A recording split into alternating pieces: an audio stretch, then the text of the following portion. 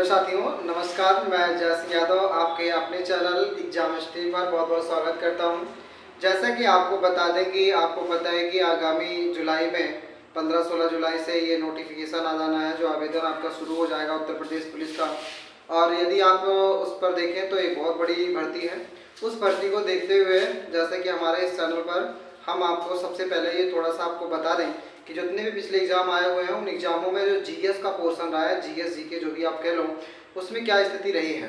तो यदि आप देखें तो जीएस में सबसे ज़्यादा, अगर सभी में ओवरऑल सभी पेपरों का पिछले 5-7 सालों में जो भी भर्तियाँ हुई हैं, 4-5, ठीक है, उनमें अगर देखें तो आप देखिए कि उसमें सबसे ज़्यादा जो प्राथमिकता रही वो पॉलिटी की रही है, ठीक है ना। पॉलिटी के 4 से 5 सवाल वहाँ पर पूछे गए हैं, लेकिन उसके बाद फिर किसकी रही है, ज्योग्राफी की रही है, और फिर हिस्ट्री आ जाती है, फिर आपका करंट। हाँ, सबसे महत्वपूर्ण बात क्या है यहाँ पे कि आपको जो पॉलिटी के बाद या पॉलिटी के लगभग सवाल मिलने वाले हैं वो करंट के मिलने वाले हैं। लेकिन इन सब चीज़ों में जो आज हम आपको बताएंगे वो शुरुआत करेंगे ज्योग्राफी से, जिसमें से आपको 2 से 3 सवाल मिलने वाले हैं। और वो 2 से 3 सवाल कहाँ से होंगे, क्यों, ये समझना होगा। क्योंकि देखिए, अगर हम बात करें ना तो ज्योग्राफी जो है बेटा वो 3 हिस्सों में डिवाइड करके हमें पढ़ना होता है। एक होता है विश्व का भूगोल, एक होता है भारत का भूगोल, एक होता है सामान्य भूगोल। और सामान्य भूगोल के तहत कौन सा टॉपिक आ जाता है, जैसे जलवायु आ जाती है, और जलवायु के साथ साथ जो आपका सौरमंडल है वो पूरा आ जाता है, ठीक है। तो ये सारी चीज़ें आ जाती हैं। बाकी स्पेशल टॉपिक के क्या क्या होते हैं वो हम यहाँ पर देखते हैं और शुरू करते हैं। तो सबसे पहले हम भारत का भूगोल यहाँ पर जो पढ़ेंगे, भारत का भूगोल पढ़ना है, ठीक है ना। और इस भारत के भूगोल में जो हम यहाँ पर शुरुआत करेंगे वो थोड़ा सा पहले ये समझ लेते हैं कि जो है जो भूगोल है, ठीक ना, भूगोल जिसे हिंदी अंग्रेजी में हम कहते हैं क्या बेटा, जियोग्राफी। अगर यहाँ से एक बार सवाल पूछा गया है वर्ल्ड एग्जाम में ही कि ज्योग्राफी शब्द को किसने दिया है, अगर हम कहते हैं कि ज्योग्राफी शब्द किसने दिया है तो आप बता देना इरेटास्थनीज ने। किसने दिया है, इरेटास्थनीज ने दिया है, ठीक है ना। इरेटास्थनीज ने ज्योग्राफी शब्द को दिया है। और ये ज्योग्राफी शब्द जो है जो इरेटास्थनीज जी ने दिया है, तो ये इसने सबसे पहले क्या किया है, इसने सबसे पहले विषुवत रेखा को मापने का प्रयास किया है। विषुवत रेखा को मापने का प्रयास किया है। ये बात आपको याद रख लेना है। अगर कह दिया जाए कि भूगोल का पिता किसे कहते हैं, भूगोल का पिता किसे कहा जाता है, ठीक है ना, तो क्या बताना है, हिकेटियस को। किसको कहा जाता है, हिकेटियस को बोला जाता है, ठीक है ना। अगर कह दिया जाए ज्योग्राफी का पिता किसे कहा जाता है तो हिकेटियस को कहा जाता है, लेकिन शब्द देने वाला इरेटास्थनीज है, ठीक है ना। तो ये बात आपको यहाँ पर याद रख लेनी है। बस अब थोड़ी सी बातें ये समझ लीजिए। अगर मैं यहाँ पर कह दूं कि जो ग्लोब होता है उस ग्लोब का निर्माता कौन है, ठीक है, तो भारतीय भूगोल पर बेटा पहुंचने से या शुरू करने से पहले कुछ उसकी भूमिका बना करके कुछ इंपॉर्टेंट फैक्ट को जान लेते हैं। और उस इंपॉर्टेंट फैक्ट में आपको ये जानना जरूरी है कि ग्लोब का निर्माता कौन है, ठीक ना। ग्लोब का निर्माता कौन है, मतलब आपने जो देखा होगा गोल गोल और उस पे पृथ्वी को अपने, उसका निर्माता कौन है, तो उसका मार्टिन बैहम है बेटा। कौन है, मार्टिन बैहम है। देखो अब कुछ लोगों को याद करने में दिक्कत हो जाती है, तो मार्टिन बैहम को कैसे याद कर सकते हो, मॉर्टिन आती है घरों में मच्छर भगाने के लिए, तो उससे मॉर्टिन याद रख सकते हैं आप, ठीक है ना। और जैसे कि बैहम में हम लगा है तो मॉर्टिन बैहम, ठीक ना, बैहम या बहम से याद रख सकते हैं आप, ठीक है।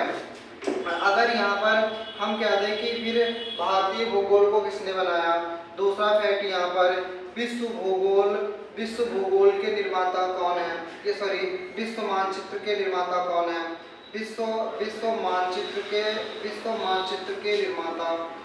मानचित्र के निर्माता कौन है। तो अगर आपसे पूछा जाएगा तो क्या बता देना, अलेक्जेंडर का नाम ले लेंगे। किनका नाम ले लेंगे, अलेक्जेंडर को, ठीक है ना। और यहाँ पे अगर कह दिया जाए कि भारत के मानचित्र को किसने बनाया है, ठीक है ना, अगर कह दिया जाए भारत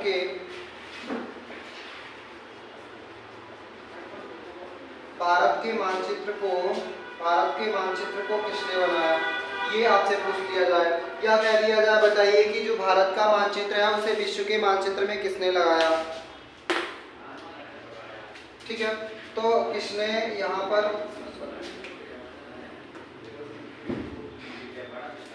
भारत के मानचित्र को विश्व के यहाँ पर याद रखें कि भारत के मानचित्र को किसने बनाया, ये बात भी आपको समझना पड़ेगा।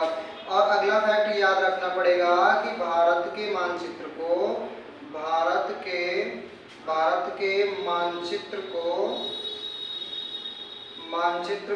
विश्व के मानचित्र में किसने लगाया, विश्व के मानचित्र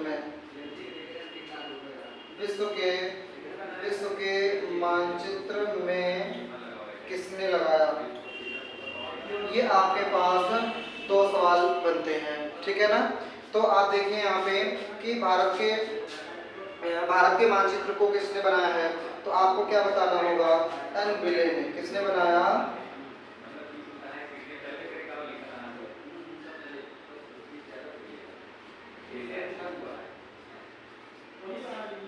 ठीक है बेटा, एन विले ने बनाया है, ठीक है ना। तो ये बात आप यहाँ पर याद रखें कि ये सारी चीजें कहाँ पर किसने क्या क्या यहाँ पर बातें किया है इन्होंने। ये थोड़ी सी बातें हैं जिन्हें आपको याद रखना चाहिए।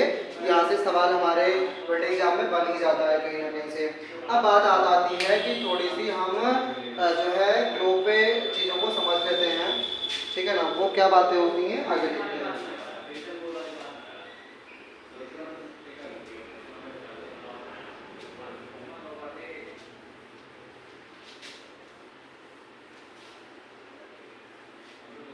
ठीक है, अब यहाँ पे थोड़ा सा जैसे कि आपको एक चीज समझना पड़ेगा कि अक्षांश क्या होता है, ठीक ना। अक्षांश रेखाएं क्या होती हैं, अक्षांश रेखाएं, ठीक ना, क्या होती हैं, ये बात समझना पड़ेगा। जैसे ये क्या हो जाता है आपका ग्लोब, तो ग्लोब में क्या होता है, यहाँ पर ये होती है विषुवत रेखा। क्या होती है ये, इसे कहते हैं विषुवत रेखा, या इसी को कहते हैं भूमध्य रेखा, ठीक ना बेटा। इसी को क्या कहते हैं, भूमध्य, ठीक है, भूमध्य रेखा इसी कहते हैं, या 0 डिग्री अक्षांश भी बोल सकते हैं। इसी के समांतर यानी विषुवत रेखा के समांतर ग्लोब पर खींची गई रेखाएं क्या कहलाती हैं, अक्षांश रेखाएं कहलाती हैं। तो ये इसी के समांतर इस पर जो रेखाएं ऐसे खींची जाएंगी, ये सभी की सभी रेखाएं क्या कहलाने वाली हैं, तो वो कहलाएंगी आपकी अक्षांश रेखाएं, ठीक है ना। तो ये आपकी 0 डिग्री अक्षांश है, ये आपकी क्या है, 0 डिग्री अक्षांश है। अब यहाँ से 1 2 डॉट डॉट डॉट कितनी हो जाएंगी, 90 अक्षांश रेखाएं। और यहाँ से भी 1 2 डॉट डॉट कितनी रेखाएं हो जाएंगी, 90 डिग्री अक्षांश रेखाएं हो जाएंगी। तो देखिए अक्षांश रेखाएं, ठीक है ना, अक्षांश रेखाएं आपको समझ में आ गया होगा। या यहाँ पर मैं लिख देता हूँ, यह एक काल्पनिक रेखा होती है, यह एक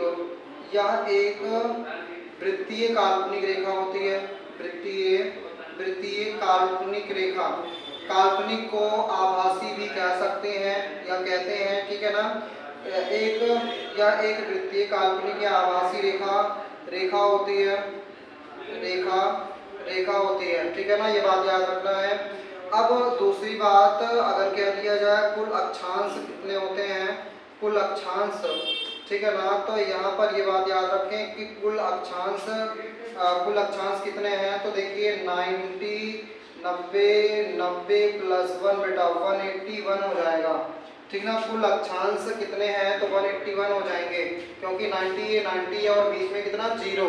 आई थिंक आप समझ पा रहे होंगे, ठीक है ना। तीसरी बात यहाँ पर अगर ध्यान दें कि कुल अक्षांश रेखाएं कितनी हैं, ठीक ना। कुल अक्षांश रेखाएं, तो अक्षांश रेखाओं में क्या हो जाएगा, 181 माइनस 2 इक्वल टू 179, ठीक है ना। तो ये 179 कैसे आया और क्यों लिया जा रहा है, ये बात आपको समझना होगा। क्योंकि देखिए बेटा एक ऐसी स्थिति आएगी ना कि यहाँ पर एक ये जो है ना, ये एक बिंदु के रूप में ही बनकर रह जाएगा, इसके रूप में एक बिंदु के रूप में ही बनकर के रह जाएगा, जिससे हम यहाँ पर ये वाला और ये वाली इन चीज़ों को दोनों घटा देते हैं, इसलिए रेखाएं 179 ही कहलाएंगी। तो आप इन्हें ध्यान दें कि कैसे सवाल पूछे जाने हैं। ठीक है ना। तो कुल अक्षांश या कुल अक्षांश रेखाएं पूछ लेगा तो 179 या 181 बताना है। ठीक है। अब यहाँ पर अक्षांश रेखाओं के बीच की दूरी को क्या कहते हैं, जैसे एक अक्षांश, जैसे मान लो कि आपको ये 0 वाला हो गया, तो इनके और इनके बीच की दूरी कितनी होती है, तो प्रत्येक अक्षांश यानी 1 डिग्री अक्षांश के बीच की दूरी कितनी होती है, तो 111 यानी 111 किलोमीटर होती है। लेकिन अगर कह दिया जाए कि लेकिन अगर मैं कह दूं कि प्रत्येक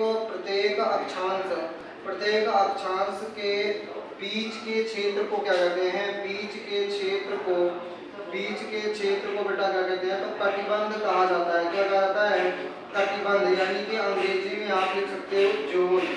ठीक है ना, जोन कह सकते हो। तो क्षेत्र क्या हो गया और दूरी कितनी हो गई, ये बात आपको यहाँ पर अच्छे से याद होनी चाहिए। ठीक है। तो ये अक्षांश रेखाएं वृत्तीय रूप में होती हैं। जैसे कि पृथ्वी जो है ना, अगर पृथ्वी फुटबॉल की तरह है, वो क्या होता है कि उसके चारों तरफ अगर एक रस्सी खींच दो तो वैसे ही जो आपकी अक्षांश रेखाएं हैं वो खींची गई हैं। इसीलिए कहा जाता है कि अक्षांश रेखाएं कैसी रेखाएं हैं, तो एक वृत्ताकार रेखाएं होती हैं। ठीक है ना, जो काल्पनिक रूप से खींची गई है, जो वास्तव में दिखाई उस पर नहीं देती हैं, तो उसी को हम काल्पनिक यहाँ पर बोल देते हैं। ठीक है ना, तो ये यहाँ से सवाल अच्छी तरीके से बन जाते हैं, तो आपको यहाँ पर याद रखना है। तो देखें यहाँ पे, तो आप तो ये समझ गए होंगे कि वास्तव में क्या होता है, अक्षांश रेखाएं क्या होती हैं। ठीक है ना। अब यहाँ पर अगर आप समझें कि काल्पनिक रेखाएं क्या होती हैं, ठीक है, वो जो देशांतर रेखाएं क्या होती हैं, तो उत्तरी ध्रुव को दक्षिणी ध्रुव से मिलाने वाली रेखाएं होती हैं। ठीक है ना। तो अब इसको अभी हम अब थोड़ा सा समझ लेते हैं क्या देशांतर रेखाएं क्या होती हैं।